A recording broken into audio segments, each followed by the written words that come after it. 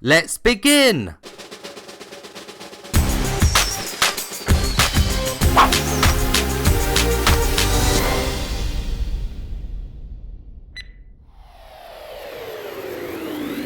The majority of gameplay in Slum is basically a 3D breakout game. You begin the game in a sewer with tin cans as the balls and a dirty old sandal as the bat, and the game continues with these wacky scenarios throughout. You can play the game with one move controller or two move controllers, although when playing with two, you actually have to press the T button on the other move to make it spawn a bat, and then the other one disappears. So you can actually only ever play the game with one bat at a time. The main issue with the game is that the object acting as the game's ball doesn't always go exactly where you want it to, which is a real problem, considering some of the blocks you must break require quite precise aiming to hit. Far too often, I found myself desperately trying to hit the final object in a level for quite long periods of time. Instead of it feeling like a skillful experience, I was stood there hoping that luck was on my side. Just like most breakout games, the game has obstacles to avoid and power-ups which float towards you after you break certain blocks. Some blocks require a few hits to destroy.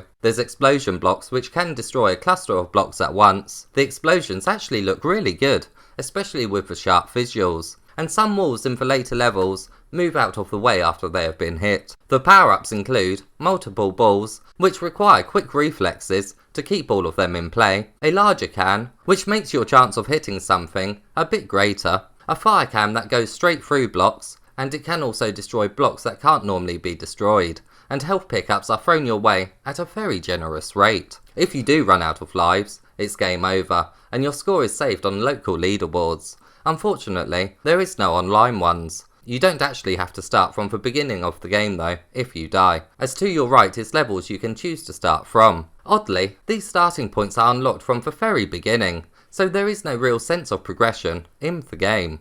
Just like the level selection, all of the game's menus are found around you at all times. You can change the height of the level in front of you, and you can turn the music on or off by hitting a button on a radio. Just like for randomness with the visuals, the music follows in a similar fashion.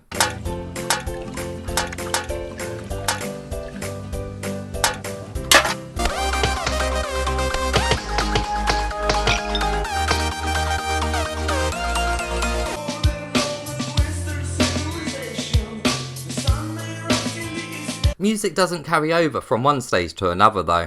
Instead, each level has its own track, which wouldn't be too bad if the stages lasted for a long time, but considering their short length, you're often quickly taken away from the music that you are enjoying. The best thing about the game is how random it is with both its locations and bats. Sewers start to bend as the levels progress, and more flower pots are added to rotating wheels in back alleyways. The game certainly doesn't take itself seriously at all, especially when you hit a chicken with a rotten apple.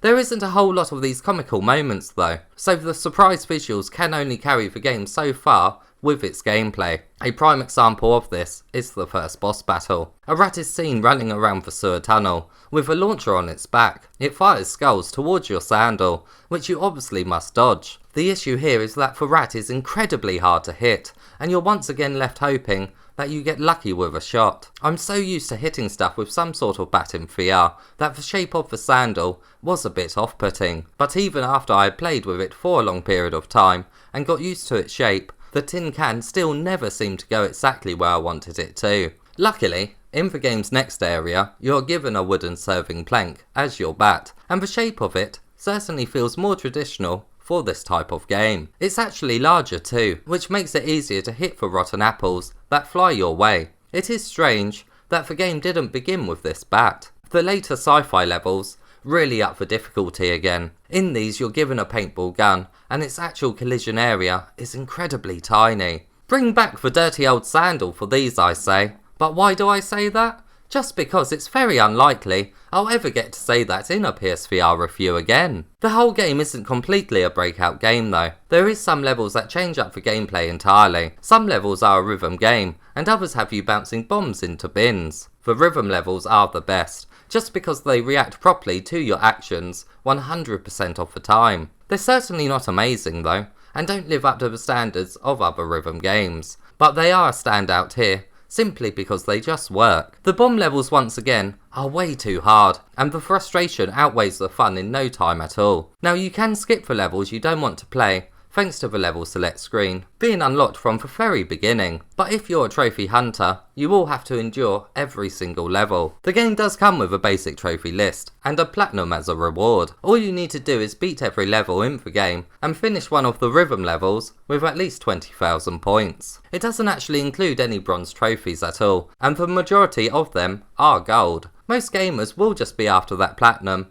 but still, higher ranking trophies in a list are always welcomed. Breakout games are all about the gameplay, and this game just doesn't allow you to be extremely precise with your aiming. There is a bit of fun to be had with how random it is, but it's too much of an effort to see everything. Sure, the game tries to mix up the gameplay now and then, and it is welcomed, but it misses the mark more times than it hits. The only thing that might slightly save this game for some gamers is the inclusion of the platinum trophy, but it's a pretty expensive platinum if that's all you're after. Overall, I always love seeing random and wacky scenarios in VR, but gameplay is still the most important thing in a game. Being lucky in a game that should reward you for precise aiming skills just isn't that much fun.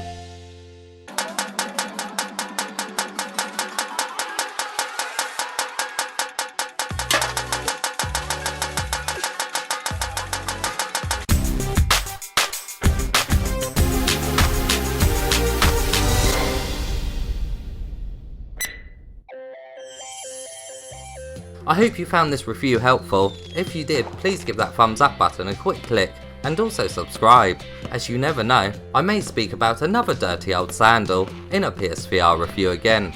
Never say never.